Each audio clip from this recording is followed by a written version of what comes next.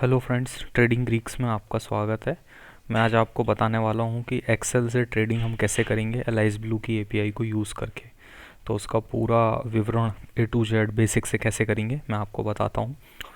सबसे पहले आपको क्या करना है, एक एक्सेल की फ़ाइल क्रिएट करनी है जिसका एक्सटेंशन होगा, प्रॉपर्टी में जाके मैं आपको दिखा देता हूँ। इसका एक्सटेंशन है XLSX। ओके, तो ये फ़ाइल क्रिएट करी है, इसको मैं ओपन करके आपको बता रहा हूँ। ये फाइल मैं सर्वर में भी, मतलब इस फाइल का लिंक मैं आपको दे दूंगा, आप डाउनलोड कर लीजिएगा और इसी के ऊपर आपको हमेशा काम करना है। यहाँ पे स्क्रिप्ट नाम का ऐसे करके टोटल के तक के मैंने कॉलम बनाए हुए हैं, और ये कॉलम से ही क्या होगा कि इनमें डेटा आएगा। डेटा कहाँ से आएगा? एपीआई से आएगा। यहाँ पे आपकी स्क्रिप्ट के नाम रहेंगे जिन स्क्रिप्ट पे आप ट्रेड करेंगे। तो बस इतनी वर्किंग रहेगी और आपको इसी वर्किंग को फॉलो करना है। तो चलिए शुरू करते हैं। ये फाइल बना ली, फाइल को सेव कर लिया। अब मैं फाइल को बंद कर देता हूँ। फाइल का नाम जो है न्यू है, और ये कहाँ पर इसका जो एड्रेस है वो क्या है, तो ये एड्रेस हम देख लेते हैं। इसका एड्रेस है FLIS, मतलब जिस जो इसका सिस्टम में जो एड्रेस है, हम हमारे सिस्टम का कि ये फाइल की लोकेशन क्या है सिस्टम में, उस एड्रेस को हमें याद रखना है। अब फाइल के कोड में आपको समझाता हूँ। सबसे पहले आपको क्या करना है, फाइल तो आपने बना ली, उसके बाद आपको ये दो जो डिपेंडेंसीज़ हैं इनको इंस्टॉल करना है। तो मैंने यहाँ पे कमेंट कर दिया है, आप इनको कॉपी करिए, PIP इंस्टॉल कॉपी करिए। फिर उसके बाद विंडोज+R की प्रेस करेंगे तो ये रन कमांड ओपन होगी, इसमें CMD लिखिए। CMD लिखा और उसके बाद इसको पेस्ट कर दीजिए, PIP इंस्टॉल एक्सेलविंग्स। रन किया।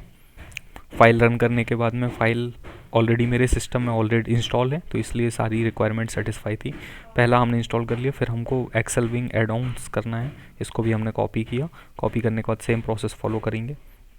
यहाँ पे गए और इसे हमने पेस्ट किया और ये एड इन इंस्टॉल किया। अब ये दोनों चीज़ें हमारे सिस्टम में इंस्टॉल हो चुके हैं और अब हम इसे बंद कर देते हैं। तो हमारे लिए जो रिक्वायरमेंट की चीज़ें थी वो हमने कर ली। अब उसके बाद हम क्या क्या कर रहे हैं, कोड समझाता हूँ। सबसे पहले सारी इंपॉर्टेंट लाइब्रेरीज़ को हमने इंपोर्ट किया। अपनी डॉक्यूमेंट डिटेल की फ़ाइल से हमने अपनी क्रेडेंशियल्स को इंपोर्ट किया। एलाइस नाम की क्लास को इंपोर्ट किया, नन सॉकेट ओपन फॉल्स। उसके बाद यहाँ पे हमने डिक्लेयर किया अपनी एक्सेल बुक को जिस पे हम काम करेंगे। तो XW बुक ये मेरी डिस्क का नाम था, उसके बाद ये फोल्डर था, और फोल्डर के बाद ये मेरी फ़ाइल का नाम था। तो आपकी फ़ाइल का जो भी नाम होगा यहाँ पे एक्सटेंशन के साथ आपको अपनी फ़ाइल का नाम रखना है, और जो लोकेशन होगी उसका पाथ जो भी होगा वो पाथ आपको देना पड़ेगा। उसके बाद सेम का same code as it is रहने देंगी। टिकर लिस्ट है जिसको एम्प्टी टिकर लिस्ट किया है। उसके बाद जब भी नई फाइल ओपन होगी तो जो भी प्रीवियस टाइम डेटा रहा होगा वो पूरा क्लियर हो गया और नया डेटा आएगा। दो खाली ब्लैंक लिस्ट बनाई गई है, buy traded stock, sell traded stock, data का लॉग रखने के लिए, ताकि हमको पता रहे कि हमने किन स्क्रिप्ट में ट्रेड किया है, बाय किया है, सेल किया है। उसके बाद यहाँ पे बेसिक सॉकेट की लाइब्रेरीज इंपोर्ट की गई हैं और उनको फंक्शन के साथ रन किया गया है। यहाँ पे हम डेटा को गेटिक डेटा नाम का जो फंक्शन मैंने नीचे बनाया है उसमें हम डेटा ये भेज रहे हैं। फिर यहाँ पे ये मेन फंक्शन स्टार्ट होता है जहाँ पे हमने टिकर लिस्ट और एलाइस को ग्लोबल कर दिया है, ताकि इस फंक्शन के अंदर से जो भी डेटा में चेंजेस होगा वो पूरे एल्गोरिदम में चेंजेस दिखाएगा। फिर हमने एक्सेस टोकन को डिक्लेयर किया। एक्सेस टोकन को डिक्लेयर करने के बाद अब हम यहाँ पे अपनी जो भी एक्सेस टोकन जो मेरा जनरेट हुआ उस एक्सेस टोकन को मैं एक टेक्स्ट फाइल में स्टोर कर रहा हूँ, और फिर उसी टेक्स्ट फाइल को मैं ओपन करके रीड करूँगा और उसको मैं आगे एलाइस नाम की क्लास के लिए यूज़ करूँगा। फिर हम सॉकेट को ओपन करेंगे अगर वो फॉल्स है। उसके बाद वाइल ट्रू के अंदर हमने टिकर लिस्ट, मतलब कि क्या होगा, जो भी आपकी एक्सेल की बुक है, एक्सेल की बुक के अंदर A2 जो सेल है उसके नीचे जितने भी स्क्रिप्ट के नाम लिखे होंगे उन सभी के नाम को रीड करेगा और उनके हिसाब से ही ट्रेडिंग देना स्टार्ट करेगा। और फिर हमने आगे ऑर्डर प्लेसमेंट नाम का फंक्शन डिक्लेयर किया, जो कि क्या कर रहा है कि जो भी हमारी कंडीशन है अगर वो मैट हो रही हैं तो वो ऑर्डर प्लेस करेगा और उसका मैनेजमेंट करेगा। यहाँ पे गेटिंग डेटा नाम का फंक्शन है। इस गेटिंग डेटा नाम का फंक्शन ही है जो एक्सेल शीट में पूरा का पूरा लाइव डेटा इंजेक्ट कर रहा है। तो आप यहाँ देख सकते हैं वही एक्सेल शीट का नाम मैंने यहाँ पे मेंशन किया हुआ है। तो सेम नाम पहले हम यहाँ से रीड कर रहे हैं, उसके बाद सेम नाम में हम चेंजेस भी कर रहे हैं। तो ये डेटा था।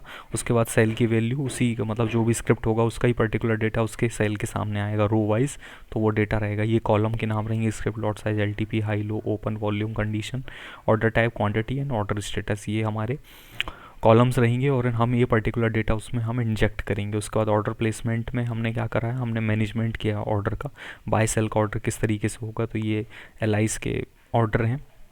यहाँ पे पूरा कॉन्फ़िगरेशन मैंने कर दिया है, इसमें आपको कुछ भी नहीं करना है, सिंपली आपको अपनी एक्सेल शीट में ही वर्क करना है बस। तो ये पूरा का पूरा कोड सेम, ये पूरा फंक्शन इसके अंदर से कॉल हो रहा है। फिर बाय के ऑर्डर डलेंगे, अगर जो कंडीशन सेल के ऑर्डर मेट कर रही है वो सेल के डलेंगे। एक चीज़ और ख़ास बात ये है कि यहाँ पे आप बाय और सेल ऑर्डर दोनों एक ही स्क्रिप्ट के लिए डाल सकते हैं। मतलब सपोज़ करिए कि आपने किसी स्क्रिप्ट पे सुबह बाय का ऑर्डर डाल के उस पर बाय की पोजीशन बनाई थी, अब उस पर आपको सेल का ऑर्डर डाल के पोजीशन को एग्जिट करना है, तो आप उसमें सेल का ऑर्डर भी डाल सकते हैं। इसी के मेंटेनेंस के लिए हमने यहाँ पे 2 ब्लैंक लिस्ट मेंटेन करी है, बाय ट्रेडेड स्टॉक और सेल ट्रेडेड स्टॉक। तो अब ये एल्गोरिदम का ये यहाँ से इनिशिएशन हो रहा है। फाइनली फाइल को सेव करता हूँ, क्लोज करता हूँ और अब फाइल को रन करता हूँ। आप देख सकते हैं मेरी फोल्डर के अंदर 3 फाइल हैं, एलाइज, डॉक्यूमेंट डिटेल्स और न्यू फाइल के अंदर फिर से एक बार ओपन करके आपको दिखा देता हूँ। कुछ नहीं है, केवल स्क्रिप्ट नाम लिखा हुआ है और साथ में यहाँ पे कुछ 4-5 स्क्रिप्ट हैं जिनका डेटा हम लेंगे और फिर जो भी हमको ज़रूरत पड़ेगी तो हम ऐड ऑन कर लेंगे। रन करते हैं फाइल को। रन करने के लिए आपको ध्यान रहे कि आपका सिस्टम जो है नेट से कनेक्ट होना चाहिए। अब हम यहाँ पे लिखेंगे cmd, फिर उसके बाद लिखेंगे python allies.py सॉरी। अब देखिएगा ये हमारी, जैसे हमने इसको रन किया, हमारी ये न्यू फाइल जो थी ओपन हो चुकी है। अभी यहाँ पे कुछ भी डेटा नहीं है। इसके साथ में यहाँ पे एक्सेस टोकन नाम की फ़ाइल बन गई, मतलब हमारा एक्सेस टोकन जनरेट हो गया है, ये हो गया। और अब उसके बाद में अब हमें वेट करना है कि इसमें डेटा आए। तो फाइल को बड़ा कर लेते हैं, कुछ देर में डेटा आना स्टार्ट हो जाएगा। आपके सामने ये लाइव चल रहा है और अभी मैं दिखा देता हूँ आपको। ये मेरा एलाइज ब्लू ओपन है और अभी यहाँ पे ये 9 ऑर्डर जो दिखा रहे हैं कंप्लीटेड, ये टेस्टिंग कर रहा था मैं, और यहाँ पे डेटा आना स्टार्ट हो गया है ये। तो ये लाइव डेटा आना स्टार्ट हो चुका है। अब सपोज़ करिए आपको ट्रेड करना है। अभी कंडीशन यहाँ पर 3 कॉलम है, दिख रहे होंगे आपको। कंडीशन में क्या होगा, आप कंडीशन लगाएं, लॉजिक लगाएंगे कि अगर मेरा हाई लो सेम हो, मैं बाय करना चाहता हूँ तो बाय हो। ऑर्डर टाइप में क्या आएगा, ऑर्डर टाइप में केवल बाय और सेल लिखेंगे।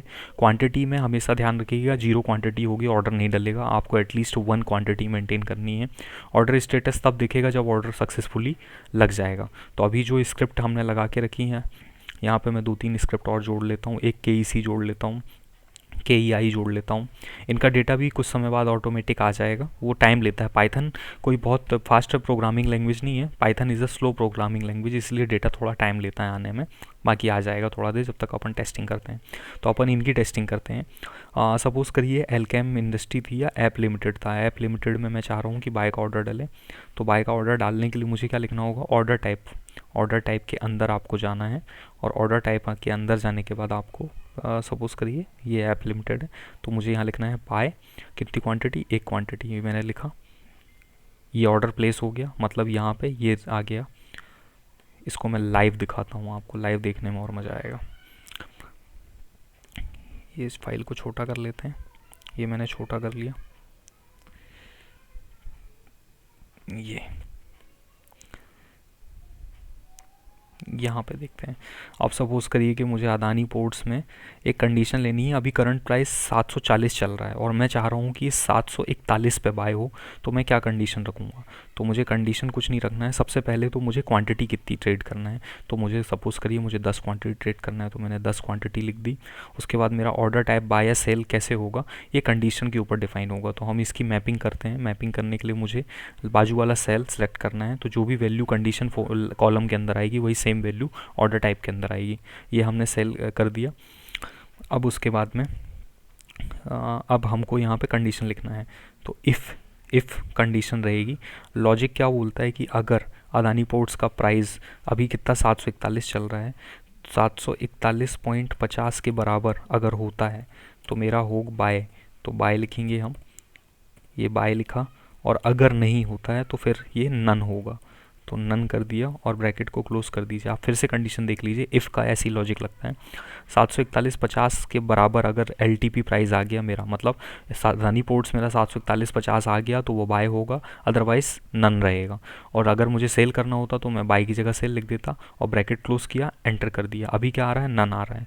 और अभी करंट प्राइस कितना है, 741। तो जैसे ही ये अगर 741.50 आया तो यहाँ पे मेरी बाई का ऑर्डर डल जाएगा। क्वांटिटी 10 है, जो भी होगा मैं आपको लाइव मार्केट में दिखाऊंगा। इसके अलावा अब हम दूसरा एक ट्रेड डालते हैं। सपोज़ करिए हमारा राजा बैटरी में सब 638.50 से ही मुझे बाय करना है। तो बाय नहीं करना, मुझे सेल करना है, तो मैंने सेल लिखा। और मैं 1 क्वांटिटी सेल करना चाहता हूँ तो मैंने 1 क्वांटिटी लिखा। अब हम वेट कर रहे हैं ऑर्डर आने का। 638 चल रहा है। ओह सॉरी, एक मिस्टेक हो गई है यहाँ पे। मैंने गलती से जीरो लिख दिया था, जीरो लिखने के कारण एल्गोरिदम ब्रेक हो गई है। तो यहाँ पे एक्चुअली में होता क्या है कि यहाँ पे केवल बाय और सेल की क्वांटिटी आएगी। तो उसके लिए हम ऐसा करते हैं, फिर से हम एल्गोरिदम को रन कर लेते हैं, कोई दिक्कत नहीं। ये एल्गोरिदम को मैंने रन किया, ये डेटा पूरा क्लियर हो गया, नए सिरे से डेटा आएगा। ये एक्चुअली प्रॉब्लम इसलिए हुई है क्योंकि जो बाय और सेल का पैरामीटर है वहाँ पे केवल बाय सेल आना था और धोखे से वहाँ पे ज़ीरो आ गया था। तो ज़ीरो एक नंबर होता है और नंबर की वैल्यू वो वहाँ पे इनपुट नहीं लेता है, तो इसलिए वो उसने एरर फेंका। हमेशा हमको बाय और सेल ही उस कॉलम पे लिखना है। जब तक ये आप देख सकते हैं जितने भी ऑर्डर ये आए हैं, ये सारे ऑर्डर एक्सेल शीट से ही आए हैं और एक्सेल शीट में ही आ गया डेटा। तो ये यहाँ पे हो गया कंडीशन, ठीक है। अब हम क्या करते हैं, अब अदानी पोर्ट की कंडीशन थी हमारी, अभी 740.90 चल रहा है, मैं चाहता हूँ कि 741 पे बाय हो। तो यहाँ पे मैं लिखता हूँ इफ़ ब्रैकेट कंडीशन क्या है, ये 740 चल रहा है, अगर ये कितने के इक्वल हो जाए, 741 के इक्वल हो गया तो मेरा क्या ऑर्डर डले, बाय का ऑर्डर डले। और अगर नहीं हो तो कौन सा ऑर्डर डले, नन ऑर्डर डले। ये लगाया, कोड क्लोज किया और ये कर दिया कंडीशन। अभी नन आ रही है, ये बाय आ गया यहाँ पे, मुझे कुछ नहीं करना, मुझे सिर्फ मैपिंग करनी है। तो ये वैल्यू को मैंने मैप कर दिया और अगर मैं यहाँ पे 5 शेयर खरीदना है तो मैंने 5 शेयर लिए, ये करा, ये ऑर्डर आ गया। और आप देखिए लाइव ऑर्डर आया है, ये अदानी पोर्ट्स का ही है 741 पे। तो ये लाइव ट्रेडिंग है। और भी ऑर्डर डालते हैं। अब सपोज़ करना कि यहाँ पे हमने ये कंडीशन कर लिया, अब मैं इस कंडीशन को हटा देता हूँ। अब मान लीजिए कि आपका ऑर्डर डल गया था, ऐसा मान लेता हूँ कि अदानी पोर्ट्स पे हमने 5 क्वांटिटी बाय कर ली थी, अब मुझे सेल करना है। तो मैंने बाय कितने में किया था, 741 पे। यहाँ पे आप देखेंगे ये प्राइस 741 था। तो सपोज़ करिए मैंने 741 पे इसे बाय किया था, 741 में बाय करने के बाद अब मैं इसको सेल करना चाहता हूँ, तो मैं कैसे सेल कर पाऊँगा। तो अगर मुझे 741 पे इसे सेल करना है, 741 पे अगर मुझे सेल करना है तो मैं उसको सेल करने के लिए इफ़ की कंडीशन फिर से लगाता हूँ। और अब मैं चाह रहा हूँ कि अगर मेरी प्राइस जो है, यहाँ पे लिखा अगर मेरी प्राइस 741 पे मैंने बाय किया तो सेल करूँगा 750 में। 750 आए, सॉरी 750 आए तो मेरा क्या हो, सेल हो जाए। और इसे मैंने नन कर दिया। और अगर ऐसा ना हो तो तब तक ऑर्डर का क्या डला रहे, नन डला रहे। तो ये मैंने कर दिया नन।